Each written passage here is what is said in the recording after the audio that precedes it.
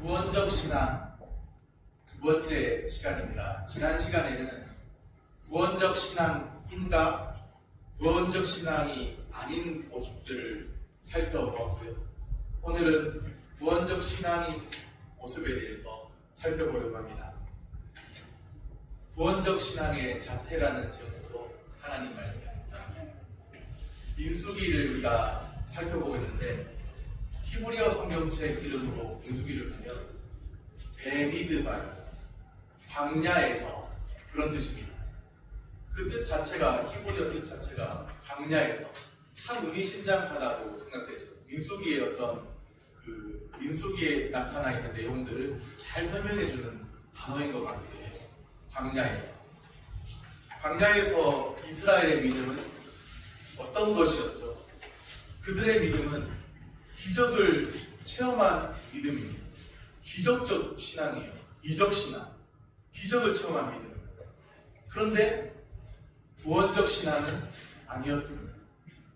그들의 신앙은 광야에서 이스라엘은 광야에서 쓰러지고 말 믿음을 스스로 보였습니다. 먹다 죽는 인생으로 광야 40년 동안을 방황하다가 먹다 죽는 인생으로 끝을 맺는 허무한 삶이었죠.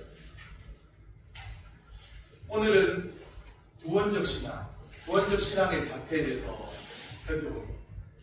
사람에게는 제각각 자태가 있습니다. 저의 자태는 좋아 보이나요? 어떤 생김새나 모양이 있습니다. 자태, 어떤 생김새나 모양이 있습니다. 그렇다면 구원적 신앙에도 그 신앙적 자태가 있지 않을까요? 구원적 신앙이 드러내고 있는 자태가 있습니다. 구원적 신앙의 자태는 어떤 것일까요? 오늘 말씀을 살펴보면서 깊이 생각해 보시기를 바랍니다. 이 광야의 이스라엘, 하나님 백성으로 자처했죠. 출애굽 사건을 경험했기에 자신들도 하나님 백성이라고 그렇게 생각했습니다. 스스로 하나님 백성이라고. 그런데 자신의 정체성과 사명을 망각한 채 광야에서 원망하고 불평하는 목이 곧은 백성들의 모습을 나타내었습니다.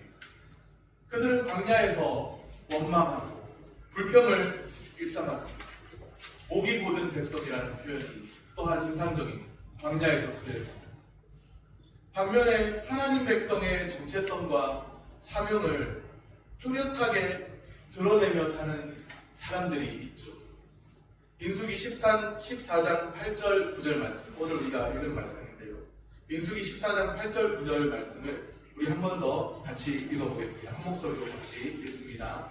여호와께서 우리를 기뻐하시며 우리를 그 땅으로 인도하여 들이시고 그 땅을 우리에게 주시리라. 이는 과연 젖과 꿀이 흐르는 땅이니라. 다만 여호와를 거역하지는 말라. 또 그 땅 백성을 두려워하지 말라. 그들은 우리의 먹이라. 그들의 보호자는 그들에게서 떠났고 여호와는 우리와 함께 하시느니라. 그들을 두려워하지 말라 하나. 아멘. 그들은 우리의 뭐라고요? 먹이라. 이 말씀을 우리가 지금 보고 있는 성경은 개역개정인데 그 이전 번역, 과거 한글 개역 한글판이라고 하죠. 거기에 보면 그들은 우리의 먹이라 그렇게 말하지 않고 그들은 우리의 밥이다 그렇게 말했습니다. 참 재밌는 표현이에요. 그들은 우리의 밥이다. 이때부터 두 종류의 정체성이 확연히 구별되기 시작합니다. 어떤 사람들은 지난 시간에 본 것처럼 우리는 스스로 보기에도 메뚜기 같으니 메뚜기 보잘것없는 존재 작고 보잘것없고 뭔가 밟으면 쉽게 죽을 것만 같은 그런 메뚜기 정체성을 가진 사람들이 있었습니다. 또 다른 몇몇 사람은요, 그들은 우리의 먹이라, 그들은 우리의 밥이라 그렇게 말했습니다. 10명은 메뚜기라고 말했고요. 2명은 밥이라고, 그들은 우리의 밥이라고 말했습니다. 이때부터 메뚜기파, 바파 이렇게 두 가지로 나눠지게 됩니다. 메뚜기파가 있고요. 교회 안에도 메뚜기파가 있고 또 바파도 있습니다. 같이 예배를 드리고 있지만 우리는 스스로 보기에도 메뚜기 같아 이런 사람들도 있고 또 어떤 사람은 그들은 우리의 먹이다, 밥이다, 우리가 먹을 수 있는 밥이다 그렇게 말하는 사람들도 있어요. 바파에 속한 사람들은 나의 정체성을 보잘것없는 메뚜기 같아 그렇게 말하지 않습니다. 오히려 뭐라고 하느냐, 원수들은 우리의 먹이라, 밥이라 그렇게 생각하죠. 한편은 생각에서부터 지고 있습니다. 가나안을 정복해야 될 시절인데 가나안 땅을 정탐하고 돌아와서 한편은 이미 생각에서부터 지고 있어요. 우리는 스스로 보기에도 메뚜기 같다. 그런데 또 다른 한편은 생각에서부터 이기고 있습니다. 그래서 어떤 사람들은 12 정탐꾼과 관련 있는 오늘 본문을 이렇게 해석하기도 합니다. 10명의 정탐꾼이 있습니다. 12명의 정탐꾼이 있습니다. 그 중에 10명의 정탐꾼은 부정적인 보고를 했고 2명의 정탐꾼은 긍정적인 보고를 했습니다. 부정적인 말을 한 사람들은 가나안 땅, 약속의 땅에 들어가지 못했습니다. 긍정적인 말을 한 사람들만 가나안 땅, 약속의 땅에 들어가게 되었습니다. 하나님께서는 뭐라고 말씀하셨느냐? 너희 말이 내 귀에 들린 대로 시행하시겠다 하셨습니다.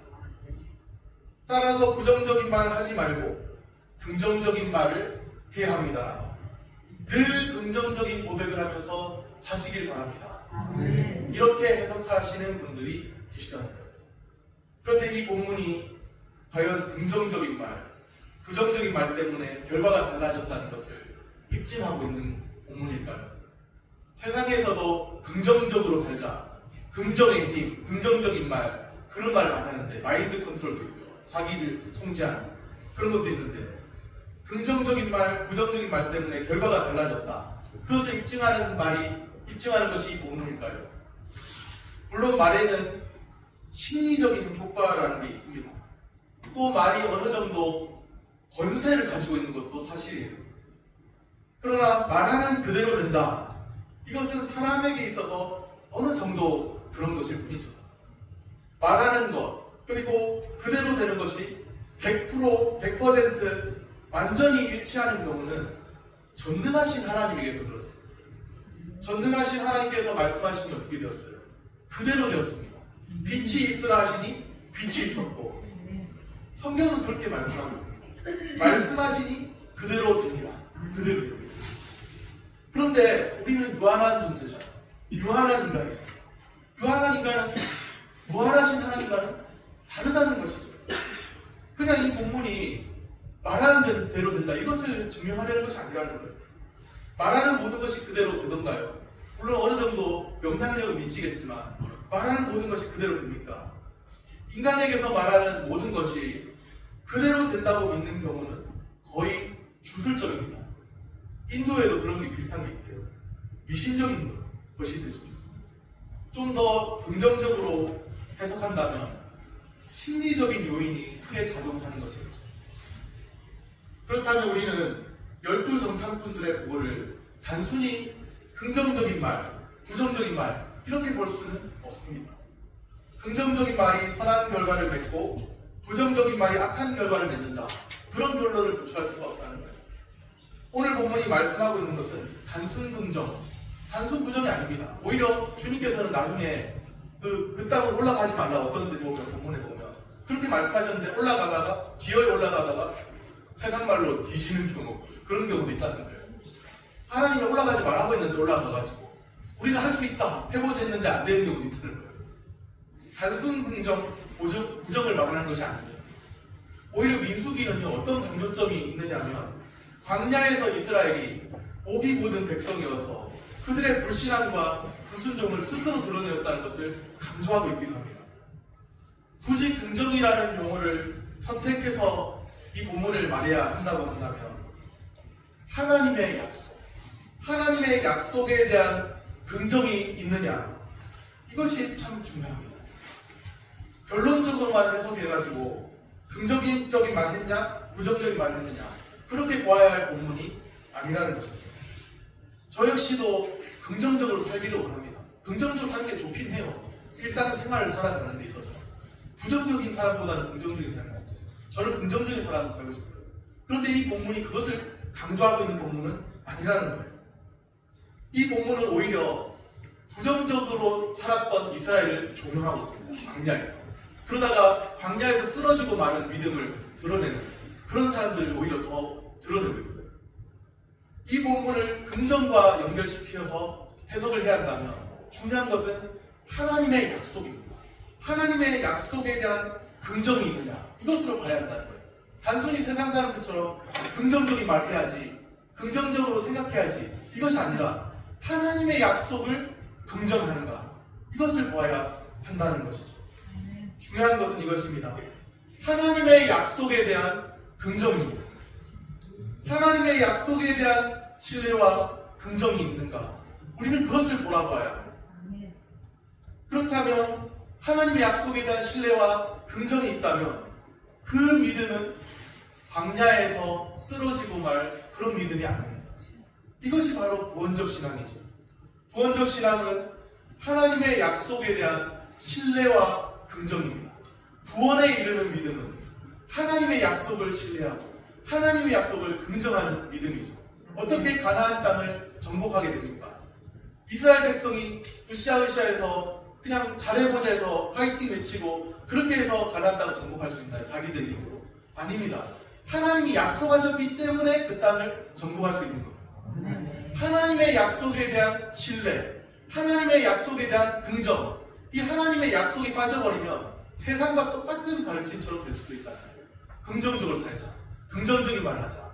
그것도 좋은 것이지만 물론 그것도 하나님 일반 은총 가운데서 긍정적으로 살고 선한 영향력 미치는 것도 좋은 것이지만 이 본문을 보면서 하나님의 약속, 하나님의 약속에 대한 신뢰와 긍정을 놓치지 말아야 합니다. 가나안 정탐꾼 중에 여호수아 갈렙, 긍정적인 보고를 했던 여호수아 갈렙이 있죠. 여호와께서 우리를 기뻐하시면, 그렇게 말했습니다. 여호와께서 우리를 기뻐하시면, 주님이 기뻐하시는 뜻과 계획이 무엇인가? 이것이 참으로 중요한 거예요. 젖과 꿀이 흐르는 땅을 주시리라 말씀하신 분이 누구예요? 그 땅을 주시리라고 약속하신, 가나안 땅을 정복하라고 명령하신, 그리고 약속하신 하나님이십니다. 약속의 땅을 향해 가라고 명령하신 하나님께서 이미 명령을 주실 때 그 땅을 주리라고 약속하셨다는 것입니다. 구원적 신앙은 하나님의 약속, 하나님의 말씀, 그 말씀에 대한 신뢰와 긍정입니다. 하나님의 약속, 하나님의 말씀을 놓치지 마시기를 바랍니다. 하나님의 약속, 하나님의 말씀에 대한 신뢰와 긍정이 있나요? 하나님의 말씀, 성경을 정황무오한 하나님의 말씀, 신앙과 생활의 유일한 법칙으로 인정하시나요? 오늘 우리 삶에서 그 말씀에 대한 응답으로서 진실한 회개와 예수 그리스도께 대한 믿음이 있으신가요? 하나님께 대한 회개와 우리 주 예수 그리스도께 대한 믿음이 하나님 말씀에 대한 응답으로 나타난다고 한다면 그 믿음은 진실로 구원적 신앙인 줄로 믿습니다. 그 믿음은 광야에서 쓰러지고 말 믿음으로 끝나지 않을 것입니다. 하나님의 약속, 하나님의 말씀을 끝까지 신뢰하며 긍정하시기를 소원합니다. 하나님의 약속에 대한 신뢰와 긍정, 하나님의 말씀에 대한 신뢰와 긍정이 있는 사람은 어떤 삶을 살아갈까요? 모든 상황을 긍정적으로 해석하고 말합니다. 놀랍게도 하나님의 약속을 신뢰하면요, 모든 상황을 긍정적으로 신뢰하고 말합니다. 우리가 부르는 찬송가에 무슨 일을 만나든지 만사형통하리라. 만사형통한데 그냥 좋은 일만 있어서 만사형통한다가 아니라 무슨 일을 만나든지 만사형통하리라. 그렇게 말을 해요. 그렇게 고백해요. 단순 긍정의 차원에서 긍정의 힘을 믿어서 모든 상황을 긍정적으로 해석하고 말하는 것이 아닙니다. 그렇다면 무엇 때문에 모든 상황을 긍정적으로 해석하고 말할 수 있을까요? 무엇 때문에 모든 상황을 긍정적으로 해석하고 말할 수 있을까요? 어려운 상황이 닥쳐와도 긍정적으로 해석할 수가 있다는 거예요. 이겨낼 수가 있다는 거예요. 무엇 때문에? 그 이유는 임마누엘 약속을 믿기 때문이죠. 임마누엘, 하나님이 우리와 함께 계시다는 뜻입니다. 구원적 신앙을 소유한 사람에게는 임마누엘 믿음이 있습니다. 하나님이 우리와 함께 계시다는 믿음입니다. 그렇기 때문에 우리에게 좋은 일만 아니라 좀 힘들고 어려운 일이 닥쳐와도 그 모든 것을 하나님이 우리와 함께 하신다는 믿음으로 이겨낼 수 있습니다. 여호수아와 갈렙이 오늘 말씀에서 그렇게 말하죠. 그들의 보호자는 그들에게서 떠났고 여호와는 그 다음 말씀이 뭐라고 했죠? 우리와 함께 하시느니라. 여호와는 우리와 함께 하시느니라. 보라, 처녀가 잉태하여 아들을 낳으리니 그 이름을 임마누엘이라 하리라. 이를 번역한즉 하나님이 우리와 함께 계시다 함이라. 하나님이 우리와 함께 계십니다. 그 믿음이 바로 임마누엘 믿음입니다. 주님이 함께 하시면 모든 상황을 넉넉히 이깁니다. 무슨 일을 만나든지 만사형통하게 될 줄로 믿습니다. 참 아이러니해요. 역설적입니다. 성경에는 역설이 많이 나옵니다. 기적 중심의 신앙이 아니거든요. 기적을 분명히 처음 했지만 기적 중심의 신앙이 아닙니다. 신비주의도 아니에요. 그런데도 결과적으로 주님이 함께 하시면 기적을 체험합니다. 기적 중심의 신앙이 아닌데 주님이 함께 하시면 기적을 체험합니다. 오늘 우리가 살아있다는 그 자체가 기적이죠. 우리같이 악한 자를, 우리가 그렇게 선한 사람이 아닌데 그리스도로 옷 입고 그냥 살아갈 뿐인데 우리 같은 자를, 나 같은 자를 지금까지 살려주셨다는 자체가, 하나님 은혜로 지키시고 인도하셨다는 그 자체가, 내가 주님 앞에 살아가고 있다는, 여전히 살아가고 있다는 그 자체가 기적이죠. 오늘 우리가 모든 상황을 넉넉히 이기면서 살아갈 수 있다는 것, 우리에게 무슨 일이 닥쳐온다 해도 모든 상황을 넉넉히 이기며 살아갈 수 있다는 그 자체가 기적인 줄로 믿습니다. 임마누엘, 하나님이 우리와 함께 하신다는 믿음이 있을까요? 그 믿음이 우리의 모든 상황을 초월하게 합니다. 성경을 제대로 살펴보면 주님과의 동행이 참으로 중요하다는 것을 알 수 있습니다. 구원적 신앙을 소유하는 사람은 주님과의 동행을 누립니다. 주님과 함께 삽니다. 한 지붕 아래서 부부가 함께 살아가는 것처럼 주님과 늘 함께 사는 거예요. 즐거울 때만 부부가 함께 사나요? 힘들 때는 그냥 따로 사나요? 아니잖아요. 즐거울 때나 힘들 때나 부부는 한 지붕 아래서 함께 삽니다. 그렇다면 구원적 신앙을 소유한 사람들도 임마누엘 믿음으로 하나님과 함께 사는 줄로 믿습니다. 즐거울 때만 아니라 슬픈 날이 와도, 잠깐 힘든 순간이 와도 우리는 주님과 함께 살아가는 사람들입니다. 왜 우리는 모든 상황에서도 충분히 감사할 이유가 있는지 아십니까? 왜 그렇죠? 주님과의 동행 때문입니다. 내 상황은 참 어떻게 보면 다른 사람과 상대평가합니다. 다른 사람을 보고 상대평가하기 시작하면 어떤 사람은 우월감에 빠져요. 내가 좀 더 있는 것 같고, 또 반면에 반대로 나타나는 사람도 있습니다. 상대평가하면서 다른 사람을 보기 시작하면 자존감이 떨어지고 확 떨어지고 나는 왜 이거밖에 안 될까? 그런 사람도 있어요. 그런데 그 모든 우월감과 그런 어떤 그 낮아진 자존감과 그 모든 열등감과 그런 것을 다 극복할 수 있는 길은 내가 항상 주님과 함께 살고 있다는 것을 의식하며 사는 삶입니다. 주님과 함께 사는 삶. 부부가 그렇잖아요. 항상 기쁜 날이 오든지 힘들고 어려운 날이 오든지 부부는 함께 살잖아요. 예수 그리스도를 믿는 사람도 함께 하시는 주님과 늘 함께 살아갑니다.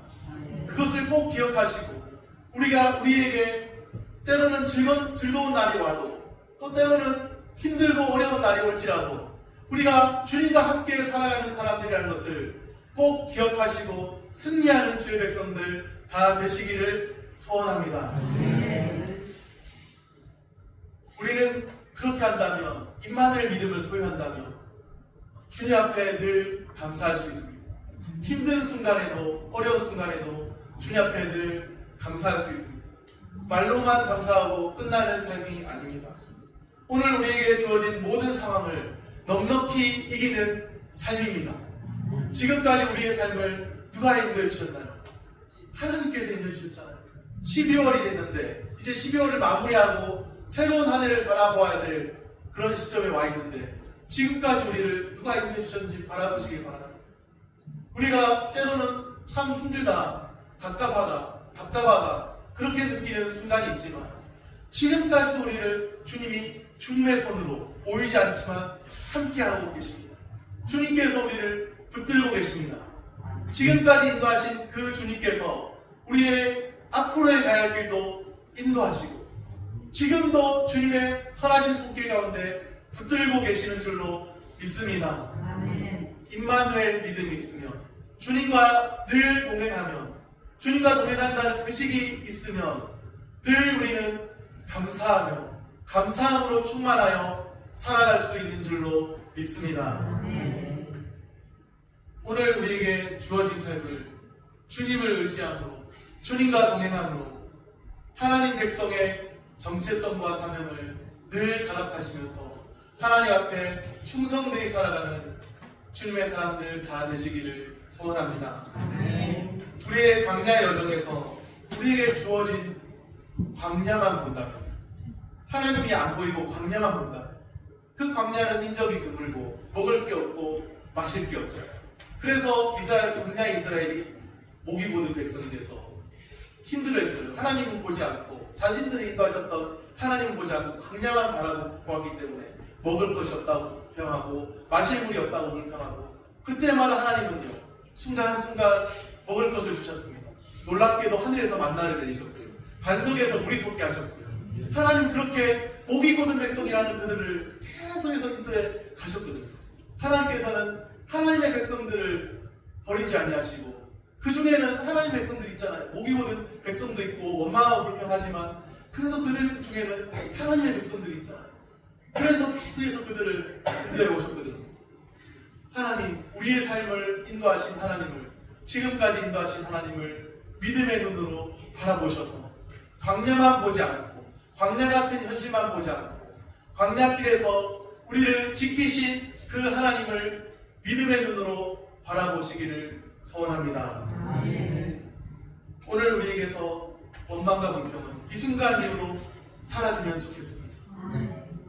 주님과의 동행을 늘 누리시면서 주님의 은혜에 감사하는 주님의 백성들 다 되시기를 소원합니다.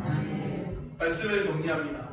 구원적 신앙의 자태라고 했는데 구원적 신앙의 자태는 어떤 것일까요?